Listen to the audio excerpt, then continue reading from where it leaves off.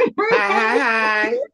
I am your lady Winter Storm, and we are back for another edition of Ladies, Lilies, and Laughter. And I have with me none other than the best, the greatest, the beautiful Teresa the Songbird. Clap it up, clap it up. We are so glad you could join Anechoic Birds and myself, Winter Spirit, to be a part of this beautiful production, to just be you and let the world see you through your eyes. We are so excited. So I'm gonna kick us off. I'm gonna get us started. First off, we always ask this question. If anybody wanted to follow you, to be a part of your world, to see what's going on, to keep up with you, tell us who you are and tell us where to follow you. And then we're gonna jump into all the other questions that we have. Well, I am Teresa the Songbird. If you are looking for me, you can follow me and find me everywhere at thasongbird.com. Oh, not .com, just THA Songbird, right? And then the website, thasongbird.com. That's everywhere. THA Songbird. I'm real easy to find, for real. All right, all right. We love it. We love it. All right. First question. Can you share your personal journey and what led you to become the leadership known as Teresa the Songbird? How did it happen? Oh, well, we could be here all day talking about my life story. I was born on a Tuesday. It was raining. I have no idea whether it was raining now. Um, I come from a really good family. My parents are together, still married. I'm the oldest of three children. I was an academic kid, really, smart in the gifted programs and all of that stuff. I've always loved music. When I went to college, I got my degree in music. I started doing poetry in high school. I started writing when I was like 14. Mm. When I was a senior in high school, I was on speech team and I competed with poetry reading. And I ended up winning. I was the state champion for speech in Illinois that year. Yeah. And that I think that moment for me was the catalyst of like, oh, I really love being on stage. I really love being up in front of people. This is the drug, right? This is Yes. the thing to be chasing. And that's kind of where I've been ever since, between being a musician and being a poet. I really enjoy creating and making things. Man, I love it. I was about to say stop telling my story when you was like my parents still together, three kids. I was like, wait a minute now, wait, are we cousins somewhere? It is a beautiful thing to still have your parents together and see how love evolves and the support, as you said, always Yeah, is going to man. be an important. And I agree with you. The stage is a drug, man. It's like I am off of Immediate. Immediate. You know immediately, even if you're terrified to do it, as soon as you start speaking, you like, oh, this is the most dangerous thing I've ever attempted in my life, and I can't wait to do it again. I don't it. understand people who can like jump out of airplanes and whatnot, but every friend that I've had who's jumped out of one airplane has jumped out of two. There it And is. that is to me the equivalent of being on stage. Like, if you want to do it again, you want to jump out this plane again, this is definitely for you. I agree wholeheartedly. Hmm. So tell me, how has your voice, both literally and figuratively, evolved throughout your career?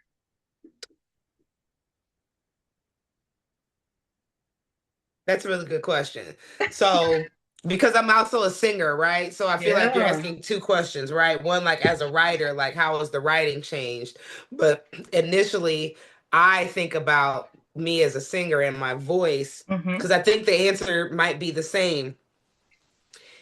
And I'm going to give you the answer that I'm going to give from my singing voice. Okay. I I was really little, like in junior high school. I would sing for like I would audition for musicals and stuff like that, and end up in a space where like I wasn't like I was always being told my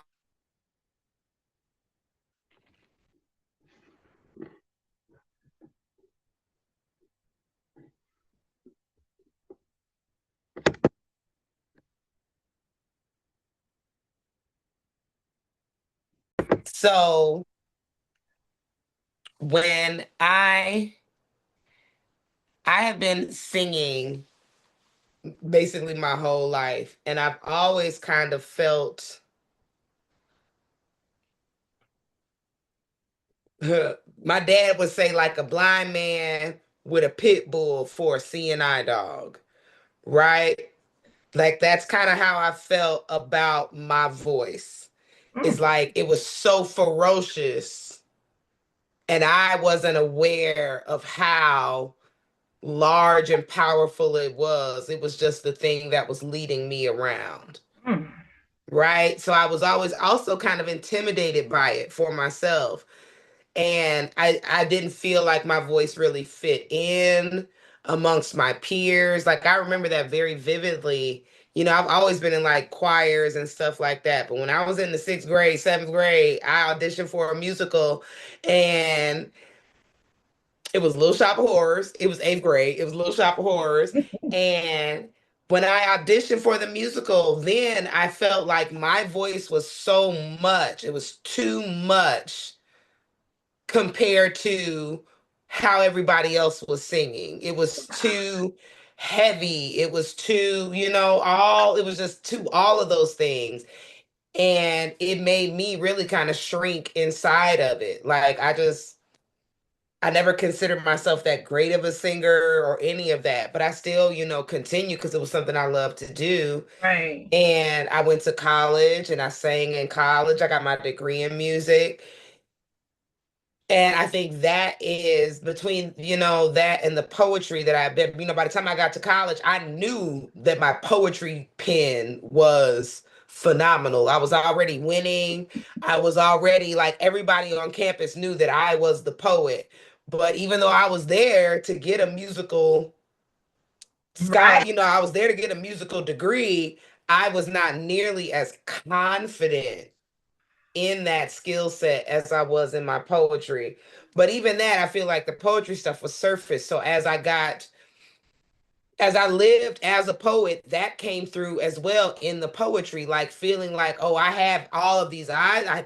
People think I'm so great, but I don't think what I'm doing is that great. It took a long time for in both places for me for the carrier of the gift to be able to match to feel like I was matching the power of the gift. Mm, So that's like powerful. imposter syndrome is real. That's the only It thing. is. That's the best thing I can say. It is. It is. It is. But once we overcome it, it's us. Like Yeah. finally finding the you is something that I think is so powerful for so many people and so many women. Um, and that leads me to ask you, what does freedom of sound mean to you as a woman, as a creator, as a leader? How would you explain that? Okay. So there's a few things in there. One, like when you say freedom of sound, and then as a woman, right? Like in so many instances, where we are like presently as a people in the political agendas that exist in the world today and all of that, like it is a privilege to have a voice that is heard, Yes. right? It is a privilege to be able to use your freedom of speech. And from that perspective, it is power, right? It's power that we must wield unashamed. We must wield unrelentingly. We have to be warriors Right. for our words and for Right. the right to use our words. Mm,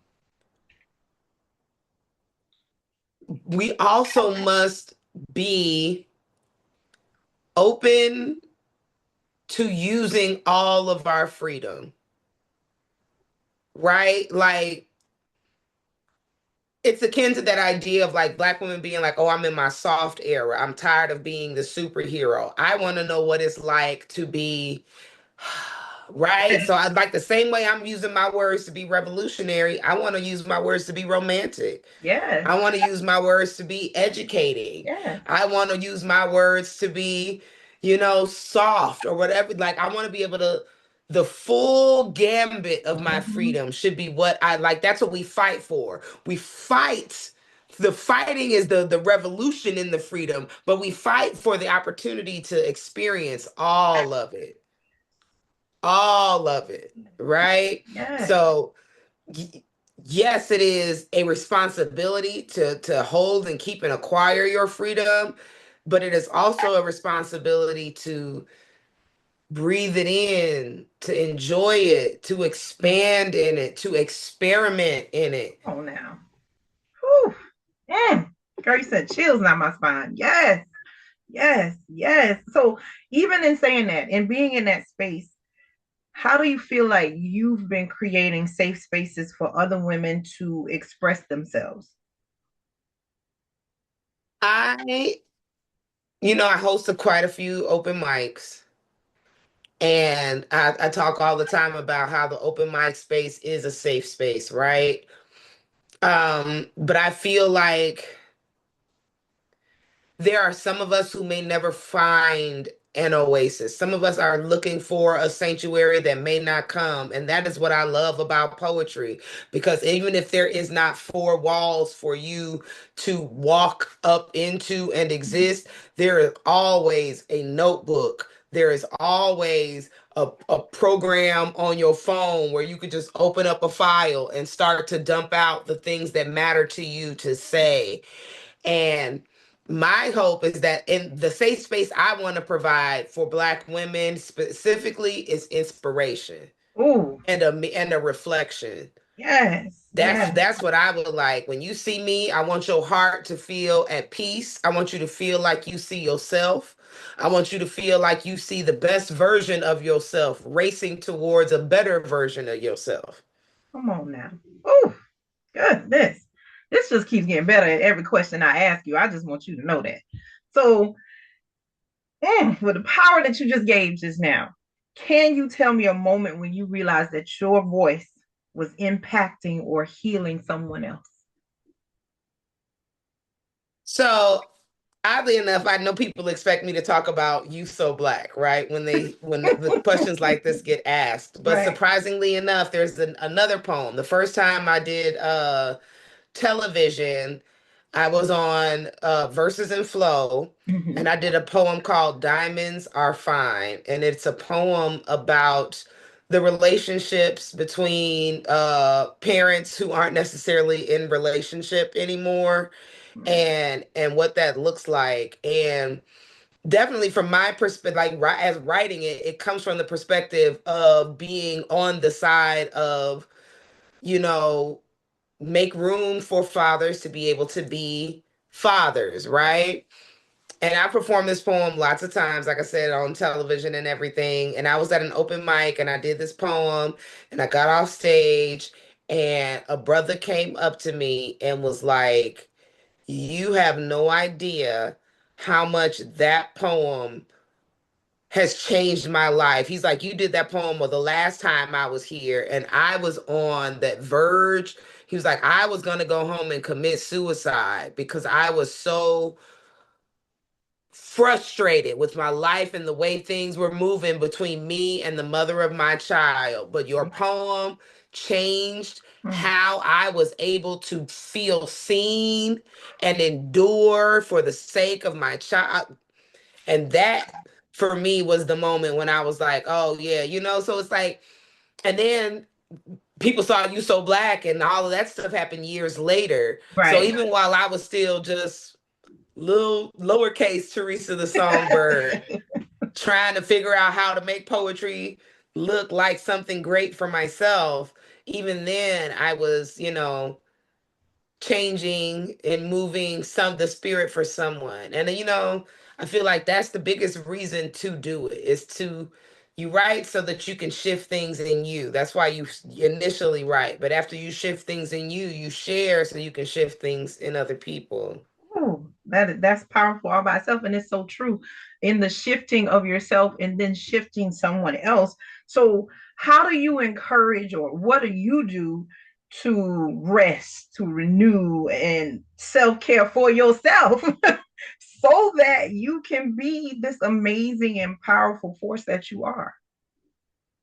In the past couple of years, I've had to deal with a relatively minor at this point back injury, Mm. but it has forced me to like really take daily daily inventory of my internal functions, if how everything is feeling, how everything is moving together. And I do not have the luxury of not tapping into my body and making sure that I am balanced. Because if I'm not, I can end up very much like bedridden for weeks or months at a time. So Yeah. I feel like the universe is going out of its way for me to learn this lesson. When it comes to rest, I'm very much learning how to just chill and Mm. breathe and Mm. stretch and be quiet and all of those things, because I'm also like I'm a highly productive person. I do a whole bunch of stuff besides write and perform poems, right? And I like, I'm hyper productive. The success of finishing one thing and going into the next thing, I Mm-hmm. love that energy Mm-hmm. tremendously. So I'll work and work and work and work and work. I'll work through pain, I'll work through headaches, I'll work through all of that and with a smile on my face. So, knowing that and knowing how my body now responds to that, you better sit down somewhere and take you a nap. That is an important lesson. And why do we have to go through so much pain to get to that lesson that we are supposed to take care of us? How are you protecting now that you know how to protect yourself? What would you tell anybody else? Like protecting the femininity in this world of masculinity. What would you say to another woman? I'm gonna tell everybody the same thing that was told to me by very strong women and by a father who is raising, like I have sisters. My daddy don't have no sons. So for a father who is raising three very strong women, the first lesson is God bless the child that has their own. That's lesson number one. If you got it, you ain't got to beg nobody else to give it to you. True, true. So you get it and you keep it. My dad would also say, if you can't afford to pay for it in cash, you can't afford to pay for it. Mm, mm. Whew, I'm starting to think That they is them is cousins, the child. biggest ones I'm gonna give you. And then number three is you better read a book. Mm-hmm. You better read a book and you have to know the majority of the information even when you're asking the question Mm, for mm. to garner more information. Do Yes. you being a woman is already going to be, but they put us at a disadvantage being black, being female. So if this is why we are the smartest, because we know we must be the smartest, because we have been dropped down in a world that would have you believe that you can be hoodwinked and bamboozled. And you come from a lineage of women who know better, and they know better because they pass down information, they pass down cunning, they pass down silence when Come on silence is now. required, and you Mm-hmm. have to learn how to be cunning, you have to learn how to be quiet, and you have to learn how to be loud. Mm-hmm. Ooh, yes, those are powerful life lessons. And okay, so I'm gonna ask this. This is not on there. So, are you a daddy's girl or not? So Because you, surprisingly enough, I gotta out ask. of out of me and my sisters, I am probably the least, but also I'm probably the least daddy's girl, but I'm probably the most like my father Mm, out of mm, the three of us. gotcha. Yeah, Right? Like, yeah. and it's not like me and my dad get along very well, but like in terms of like day to day, the activities, the Mm-hmm. things that I have to do to keep this household running, I'm very much my dad. My dad Yeah. does all the cooking, I do all the cooking. My dad Mm-hmm. does all of the outdoor work on the house, I do all the outdoor work on this house. Yeah. My dad is, if anything is broken, my dad is normally the one who has to fix it. Anytime something gets broke up in here, I'm the one that has to fix it. So, Ooh, so you were groomed from birth, in a sense, to be the leader yes, that to you are. take care of things. Mm-hmm. Yes. Yes, yes. So I have to ask you this: what legacy? What legacy do you hope your voice, your work will leave for the next generation of women? That's so heavy, right? It Like, is. It is heavy. I want you to know it is heavy. It really yeah, is it a heavy is. Cause question. like I didn't start making stuff. I'm lying. I feel like I did. The child in me was definitely like, I have always been a person who knew I was going to be someone, but I don't ever think that I considered what the ripple effect of that would look like. But Mm. now that I'm in it and I'm seeing, actively seeing my effect on, young people and other things like that, I feel like I want to provide the same energy that I felt that made me want to be more of me. And Oh. that is I just want to be a light that make people feel free. I want to be a light that make people feel brave and emboldened to act on their own behalf. I think what's the girl's name? Tracy Ellis Ross Mm-hmm. was in an interview where she said, I want people to feel more like themselves when they're around me. That's power. And That's I was like, that's it right there. I yeah. want you, when you come around me, I want you to feel like you 2.0. Mm. Come on When now. you see me, I want you to feel like you 2.0. Oh man. Oh man. See, that's a comfort that you can't buy that. Yeah. And that's something that I think is so very important for so many women that we don't know how that feels sometimes. And to provide that space for another woman, that is beautiful. That is amazing. I mean, in all honesty, that is the love vibration, Yeah. right? That is the genuine love vibration. The thing that you love about being around your homegirls is Hmm. not necessarily like your homegirls. My homegirls do some messed up stuff from time to time. They do stuff that really make my the eczema on my posterior act up. You understand what I'm saying? They make the eczema on my posterior act up. But also, being in proximity to them makes the space feel brighter, makes the room feel bigger, makes me feel like it just calms my nervous system down.